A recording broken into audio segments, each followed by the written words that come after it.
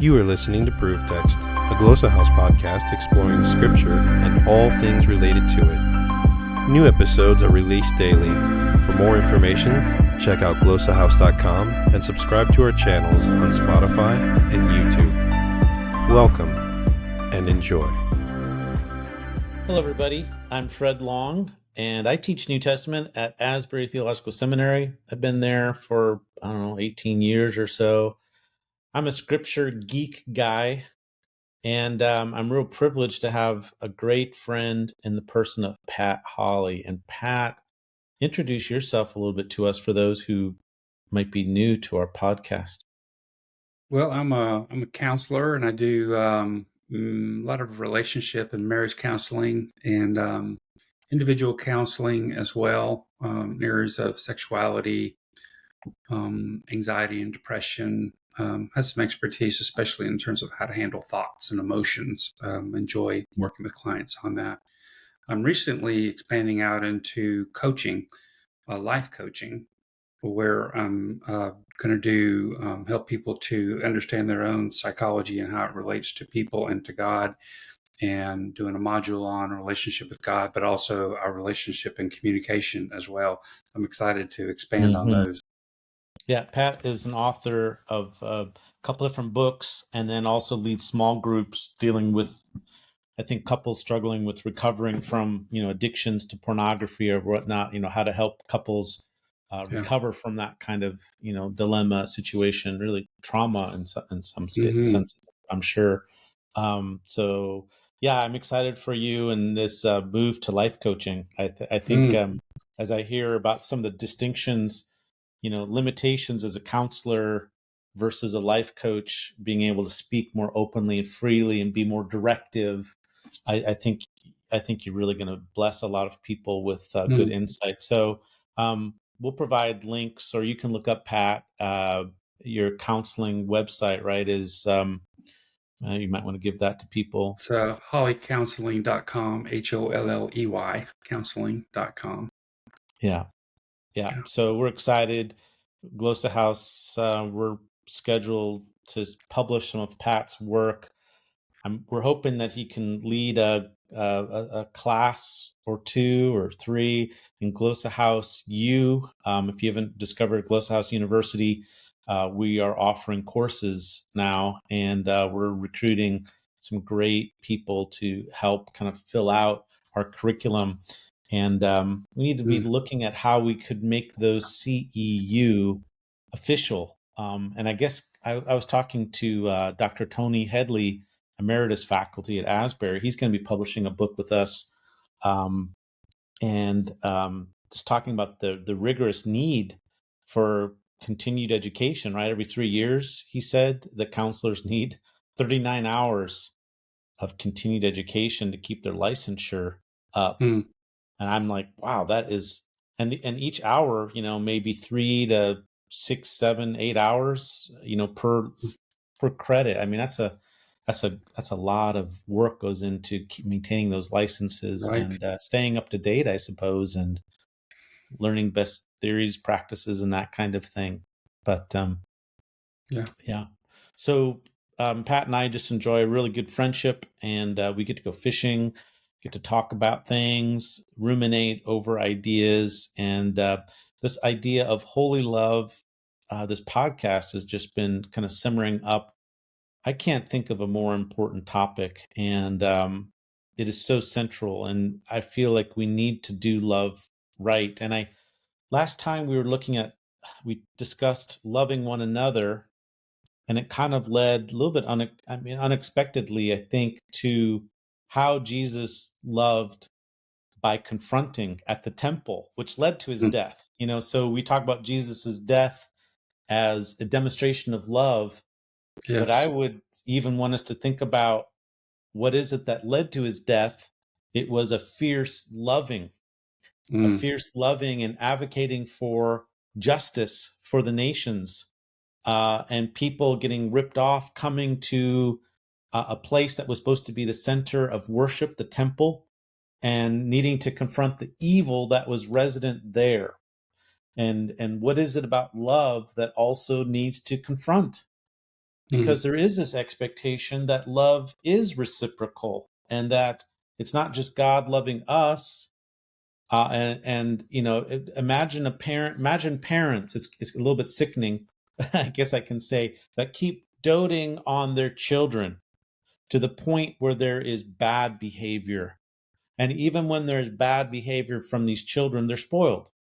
They're The never parents confronted. There's never confronted. The parents continue to spoil them. Well, thank God, God is not that way. Mm. But it's a little bit surprising for us, though, to think about this. Can we have wrath and love? And Pat mentioned that this idea of wrath, and I said we need to talk about this next time. And so I've got some ideas. Pat, you were just sharing just before we started recording. So kind of get us going, keep us going on this idea of love and wrath, and how is that Yeah, possible? gosh, there's so much there. If you just think kind of the popular notion of Jesus, even from kind of a cultural perspective, apart from people like you and I who look at the scripture real closely, especially you, there's this notion of Jesus as being this gentle, nice sage who just goes around, giving blessings here and there, and that he's just, this kind, soft, gentle person. And he certainly is that, especially with outsiders. But he's also someone who calls people brood of vipers and hypocrites, and throws people out of the temple, runs them out with a whip. And so if we're really gonna look at the concept of love, we have to be balanced and holistic in our approach of it. Oh, there's that word, whole. Our whole view of love that is kind but confronting. And it's confronting because there's evil in the world.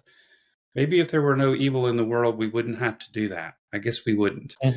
But because there is evil in the world, love requires us to bring attention to it and to bring awareness to it.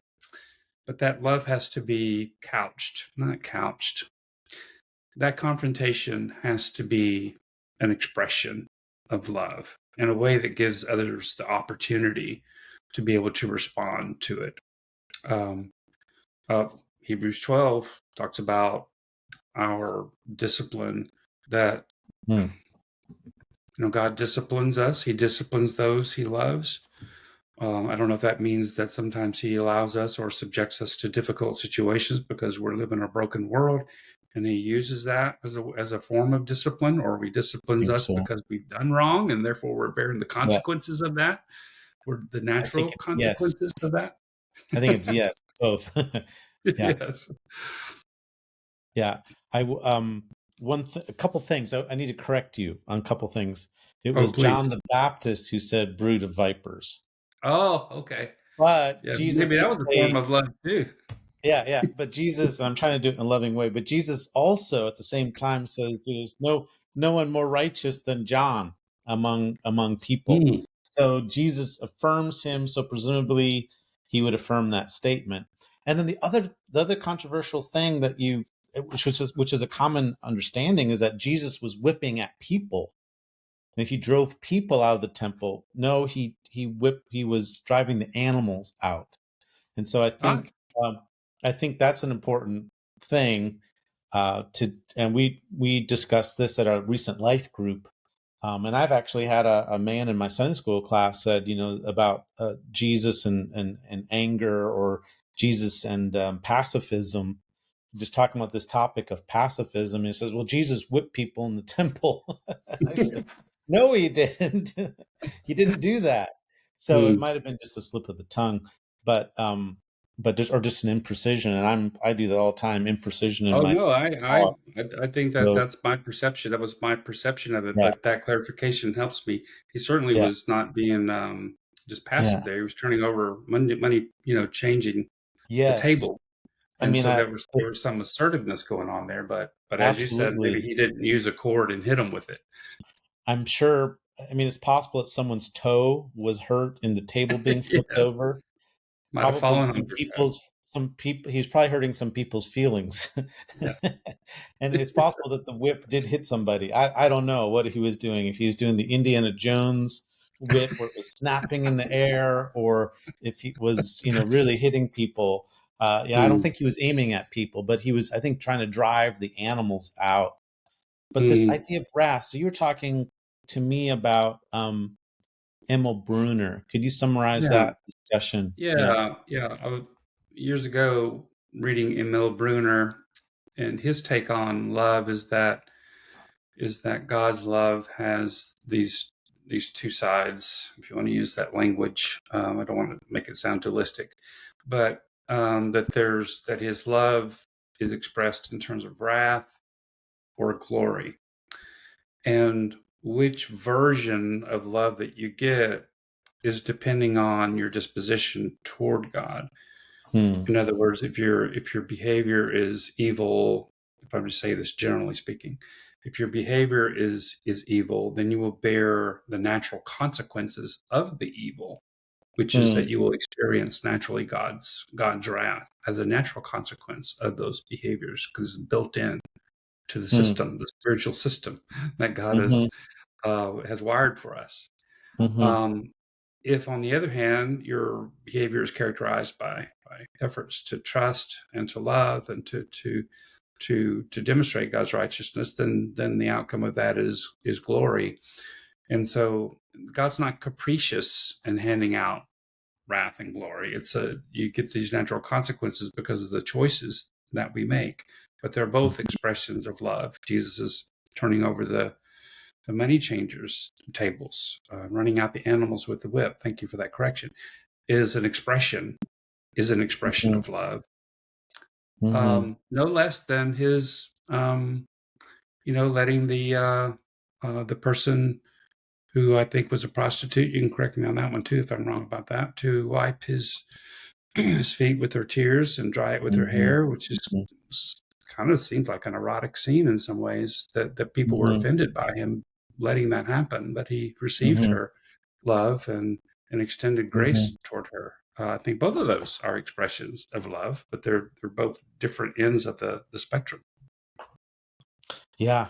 No, it's helpful for us to keep thinking about boundaries, I think, and truthfulness, and holiness in relation to love. Like, so love never finds itself alone, right? Love is always with people and attending to people, and God's love, as much as God is love, he's also just, he is also holy, he is also merciful and sovereign. And so we have to, how do all these work together in a way that is appropriate? And I guess, given the fact that our world is fallen, and we see decay and hurt and disaster all around us, I mean, I think we have an innate sense that there's something really wrong in this world, that there are forces unleashed, and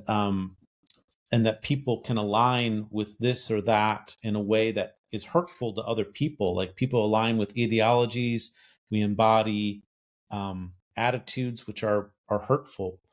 What does love look like in this environment? And at times it's confrontative. Now, what does that confrontation look like? How does it occur? We have to keep looking at Jesus. How did he do it? Who is he toughest with in terms of confronting? And you said something just a little bit ago that is, I think, really important for us to understand, is that he was toughest with his disciples and with the religious leaders of the day, Yes. the people Yes. who were in the know. And he was gentlest with outsiders, although he did kind of push back a little bit with the Syrophoenician woman, although I think that Yeah. story can be re-understood in a certain way. The woman who said, even the dogs get the crumbs Yes. from the table. Yeah. There's a little exchange there, but I think there's a punctuation issue there. A question is being asked rather than a statement. But we could look at that some other time. But with those stuck in situations, he's compassionate and helping them to try to move them out. And even this woman that you mentioned, washing his feet with the tears with her hair, prostitute, and this really was a setup. It was a setup to kind of test Jesus and reveal that he's corrupt. They're like, don't they know the kind of woman that is touching him? Mm. As if, like sin is a contagion that can just be passed on. And but Jesus allows her to love him in the way that she does, or she could. And hair was a sexual kind of, prostitutes had their hair exposed. Usually married women were supposed to have their hair somehow in public. It was supposed to be up and not so visible. A woman's hair was seen as a kind of erotic part of her person. And here she is using that part of herself, which was kind of prototypical for prostitutes. That's all she had, that she was using that, and using that to clean his feet. Mm. And there's just something ironic about that too, is because Jesus, as a guest at someone's house, should have had his feet washed. So they didn't even do the Yes. courteous thing of welcoming him properly, and instead they're trying to set him up to Mm. have something illegitimate happen between him and this woman. And Yes. anyway, the whole thing was just wonky. But yeah, Jesus being gentle with people who are stuck in sin, but those who should know better, and who are hard in their hearts, he has to confront rather directly, and Mm. in ways that maybe make us feel uncomfortable. Yeah. Yeah. Actually, it kind of seems to me that there's a natural tendency among the church to do the opposite of what Jesus is suggesting. That is to say, to be firmest and more assertive with Christian leaders who call themselves Christian leaders, and people who are insiders who are already identified themselves as belonging to Christ and following Christ, but gentlest toward outsiders. It seems to me that the tables have been turned on that when you look at kind of mainstream expression of Christianity, where there's this, the Christians are confronting bad people for not having the Christian values, and that to me is a complete betrayal of the Christian message, to call out outsiders for their behavior, that they're not conforming with Christian values, as opposed to what we really ought to be doing is cleaning house. As Paul says, judgment begins with the house of God. What do I have to do with outsiders? He says, our job is to transform the people that we are, our community. And then by doing that, we'll have that positive effect on the outside. But I do think that we have a natural tendency to, well, we're the Christians and we got it all right, and so you guys need to figure it out. Why aren't you figuring it out? And that natural tendency, I think, maybe just to kind of flip it. I'm not saying obviously the whole church is doing that, but I certainly seem to see that on a public scene, and on television and social media. Yeah. The I think of 1 Corinthians 5, and I think this is a passage you probably had in mind. You're aware of, right? For what have I? This is verse 12. So 1 Corinthians 5:12. For what have I to do with judging outsiders? Do not judge those who are. Do you not judge those who are within the church? Yes. But those who are outside, God judges. So God is going to deal with those outside the church. We have a responsibility to judge within the church. Yeah. Now, why would we do that? Why would we judge one another inside the church? What is Paul talking about? Well, in the context of 1 Corinthians 15, he's confronting sexual immorality, of a kind of sexual immorality that Paul says is not even acceptable among outsiders. So it was a stepson with his mother, stepmother, some sexual relationship that was inappropriate, and so what's at stake there is that the community of faith was endorsing or not dealing with a really serious sexual immoral situation, and so they're there was a risk of infecting the whole community with sin. So he says it's like yeast working through the whole batch of dough. You got to clean out the old leaven so that you may be a new lump. And so a new lump of dough. Like we're all working together. This has to do with our witness, and I would say that sin disrupts love, and that's why it needs to be confronted among the community, right? So the community has this. We have this responsibility to love one another. But if we're sinning in pretty gross ways, in other words, we're hurting and doing things that are immoral and wrong within our community, that discourages people. It disrupts the community. It deflates the community. I think it maybe emboldens people to keep on sinning. And that's a problem. At that point, the community is not loving one another. And so that's why confrontation is needed within the community to help there to be goodness and love and a proper witness. And this happens a lot. So the church is not cleaning its own house well enough. And some big things are coming out in churches where there's been sexual abuses. Pastors sexually abusing their members, or being narcissistic in very serious ways, being caught in lies and manipulating and these kinds of things. And when we have church leaders that are acting this way, it's a real stain on a blemish on our witness. It really shows that we're not loving one another.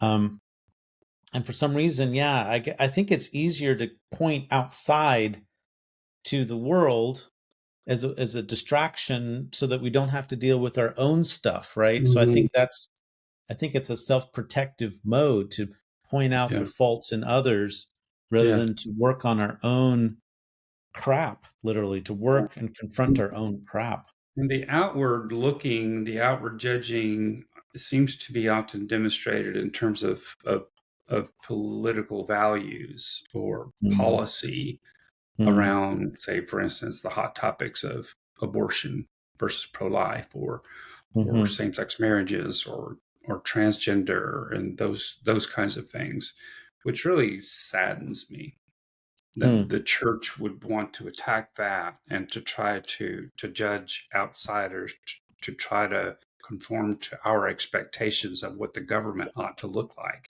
It's such a misplaced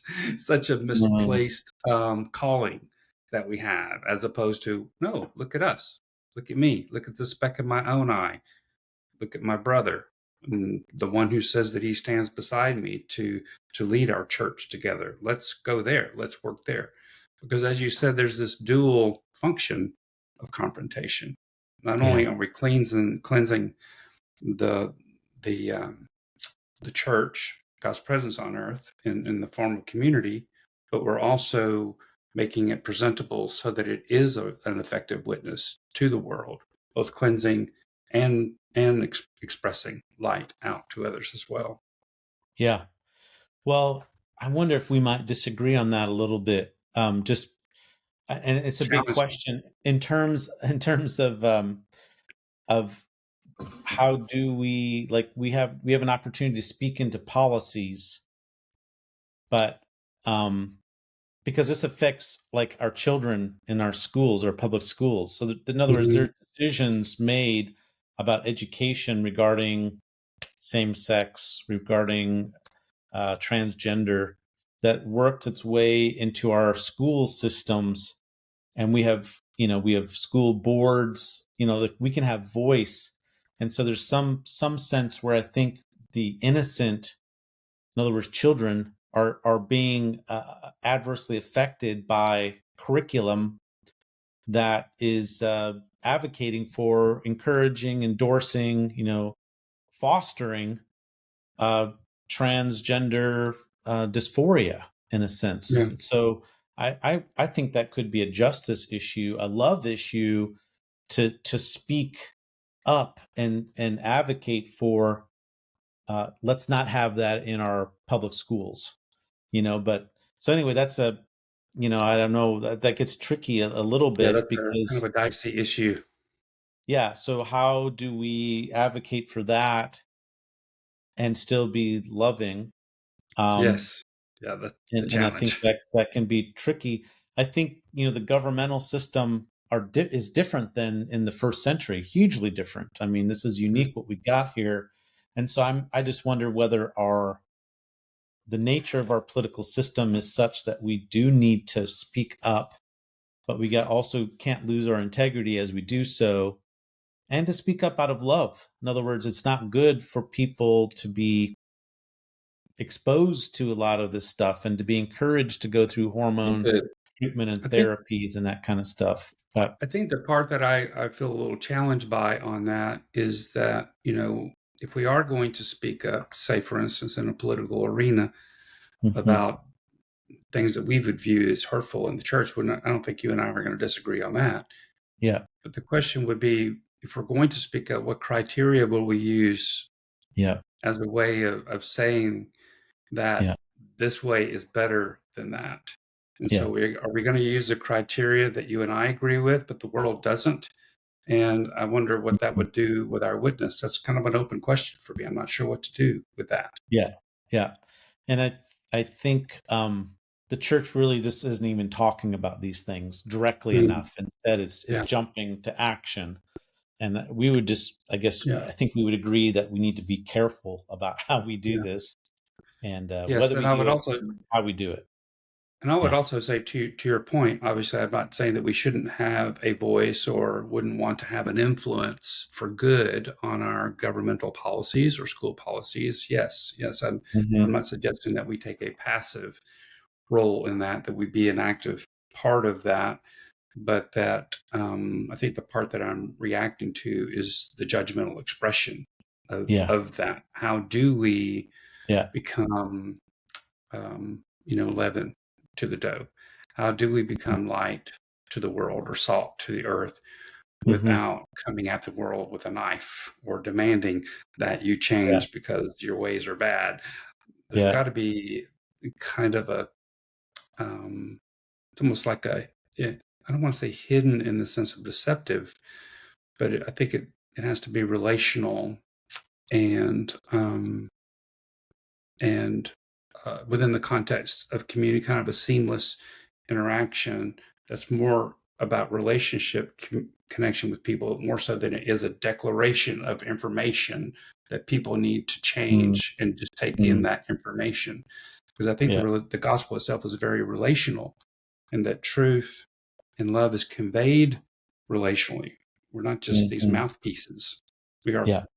we ourselves, Yeah. me, in the way that I embody God's love is the Yeah. gospel. Yes, I have Yes. words, hopefully, that I would express that would Hmm. go along with that, but I don't think it's primarily words or policy. Yeah. It's more of my Yeah. person, our Yeah. person, and our Yeah. interface with individuals in the world that is Yeah. going to make the biggest impact, especially the acceptance of people that embody values that are different than me. Yeah. Well, yeah. So propositions. It's not primarily about propositions. It's about people and Right. relationship. But I Yeah. think there's room for propositions. But it's definitely both. It's a both Yeah. and, and never proposition against people. Never. Uh, Yeah. but um, but Yeah. yeah. Well, we'll come back to this topic again, I'm sure, because it's we're seeking to talk about how to love people, and rubber has to hit the road. Like this has Mm-hmm. to matter, and how we live, and how we love is how It we gets live. So messy, like this conversation. it's a conversation. We don't have to agree with everything, but and I think in our culture now, there's a lot of canceling. Like if you Yes. disagree with somebody, you cut them off. Yes. That is not love. That's not about how we do things. Yeah. So hopefully we can demonstrate that we don't agree with Hopefully. everything, or there's areas where there's some ambiguity and that we're trying to talk through and whatnot. I'll send So you a meme text after the video's over. yeah, we'll go at each other, and then we'll make up and go fishing. Yeah. All right. So thanks for listening, everybody, and we hope you found this helpful, and Yeah. hope to have you listen to us next time. Take care. Interested in growing your ancient language skills but not sure where to start? Glossa House can help. From illustrated readers and short stories to lexicons and grammars, Glossa House offers a variety of resources for beginning, intermediate, and experienced ancient language learners. Head to glossahouse.com today. Glossa House, language resources for the global community.